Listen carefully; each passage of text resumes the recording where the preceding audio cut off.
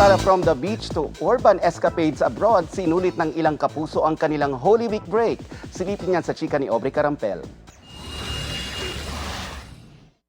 Good view, good food, at good company ang beach trip ni Kailin Alcantara sa isang private island resort sa Palawan. Nagbahagi si Kailin ng kanyang mga photo by the beach. Extra magical din ang kanyang dinner by the sea at sa ilalim ng mga bituin.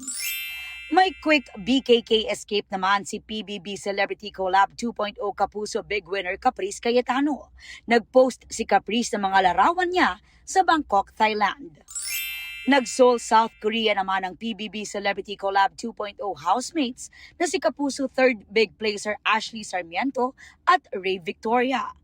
It's giving high school vibes ang couple outfit ng dalawa.